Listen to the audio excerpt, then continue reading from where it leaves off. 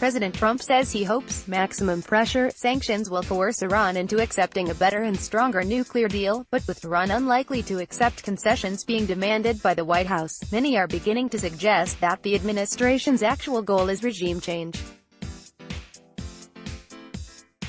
National Security Advisor John R. Bolton long argued for overthrowing Iran's theocratic government prior to joining the administration a few weeks ago. Now in the White House, Mr. Bolton says the goal is to make the existing government in Tehran halt its unacceptable behavior on several fronts, such as backing proxies in Syria and Yemen, testing ballistic missiles and acting as the central banker of international terrorism. Some analysts say the plan would work and that European countries clinging to the 2015 nuclear deal would come around and embrace Mr. Trump's approach, but longtime regional observers see little success in overturning the regime in Tehran. Mr. Trump's demands are so broad that they effectively give both the U.S. and its allies something that appears to be mission impossible, said Anthony Quartisman at the Center for Strategic and International Studies in Washington. Amid reports that Israel and Iranian forces based in Syria were trading missile attacks across the border Wednesday, Iran's top leaders showed no signs of accepting the terms Mr. Trump laid out Tuesday in pulling Washington out of the multilateral agreement and restoring the economic sanctions that were a key sweetener for Iran to agree to curb its suspected nuclear programs and allow international inspections. Iran's supreme leader lashed out by saying, Mr. Trump can't do a damn thing to force new concessions. Ayatollah Ali Khamenei, who holds more power than any Iranian political leader, warned that Mr. Trump's pressure campaign would meet the same fate as those of past U.S. leaders who tried to intimidate or undermine the Islamic Republic. The same behavior was shown by previous U.S. presidents, yet the Iranian nation is persistent. Ayatollah Khamenei told the official Fars news agency, "This man's corpse will also be worm food one day." While the Islamic Republic of Iran is standing stronger than ever, still, Iran's leaders were scrambling to rally the other countries to see if the nuclear deal could be salvaged. The apparent goal is to persuade the European Union to find ways to protect European companies, some of which have invested heavily in Iran since the deal went into effect 3 years ago, from reimposed U.S. sanctions. Even though the other signatories Britain, France, Germany, China and Russia still support the accord, the prospect of choosing between the U.S. and Iran, and the fear of secondary sanctions on foreign companies trying to do business with Iran, make the prospect of saving the deal uncertain. The allies will get over it, and their efforts to keep the deal alive will go nowhere, predicted Ambassador Robert Joseph, a former Undersecretary of State for Arms Control and International Security. The new sanctions will force European companies to choose whether to do business with the U.S. or Iran, and none will choose Iran. He spoke at an event hosted by the National Council of Resistance of Iran, an Iranian exile organization that has long advocated regime change in Tehran. Its influence has grown with the appointment of Mr. Bolton, a regular participant in its events in recent years, as Mr. Trump's top security aide. Mr. Joseph said he's not optimistic that Tehran will yield to the demands being placed on it by the Trump administration. But he stopped short of describing the administration's approach as tantamount to a policy of regime change. Mr. Trump's critics are even more certain that the ultimate White House aim is not to negotiate with the Iranian regime but to overthrow it, saying if the U.S.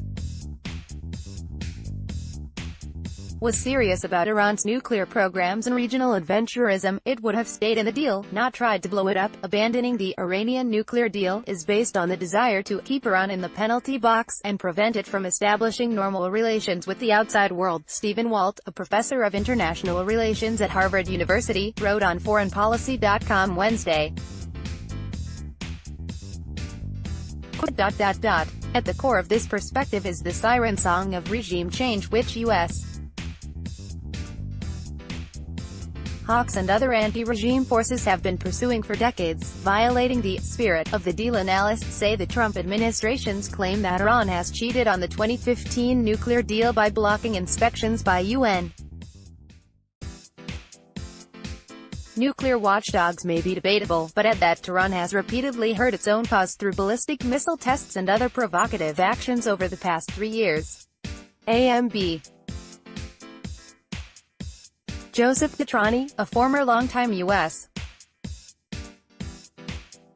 intelligence official and expert on non-proliferation, told the NCRI event that Iran has violated the spirit of the nuclear agreement by carrying out more than 20 ballistic missile tests since it was signed. We've also seen regional aggression and ongoing support for terrorist organizations, he said.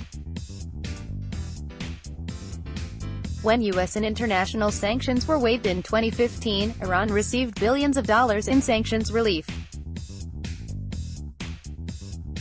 Critics say Tehran has used much of the money to fund its Islamic Revolutionary Guard Corps (IRGC) and other proxy forces that have destabilized the region and threatened such U.S. allies as Saudi Arabia and Israel. Mr. Trump claimed the money underwrote an expansion of Iran-backed military operations around the Middle East, including in Syria, where Iranian troops and proxy forces are supporting the government of Syrian President Bashar Assad. Iran's critics say the same strategy is backing Iranian allied movement in Yemen, Iraq and in Lebanon. Iran, the region's largest Shiite Islam power, is offering to fellow Shiites in countries such as Iraq and Lebanon facing off against Sunni powers such as Saudi Arabia. The idea that regime change is the logical endgame for Mr. Trump's policy shift flows in part from the list of demands the U.S. issued as it was withdrawing from the nuclear accord. According to the White House, the list of concessions Tehran must agree to include giving up all long-range ballistic missiles and stop proliferating ballistic missiles to others, cease its support for terrorists, extremists, and regional proxies, and its publicly declared quest to destroy Israel, stop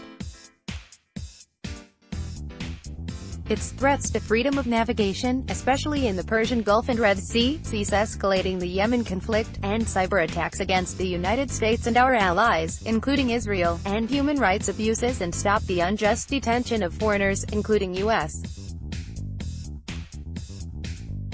citizens. But Iranian officials seem to be moving in exactly the opposite direction. The top commander of the IRGC, Majgen Mohammad Ali Jafari, told Iranian state media that the U.S. withdrawal from the nuclear deal means Iran's armed forces should pay more and deeper attention to enhancement of our defense power. Despite such comments, Mr. Trump reiterated Wednesday that his goal is to use fresh sanctions to push Iran back to the table for an all-encompassing negotiation. They've got to understand life, because I don't think they do understand life, the president said.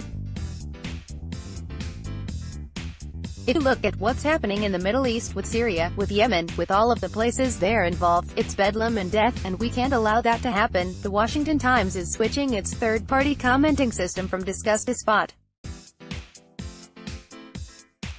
I am. You will need to either create an account with Spot.im, or if you wish to use your Discuss account, look under the conversation for the link. Have a Discuss account? Please read our comment policy before commenting.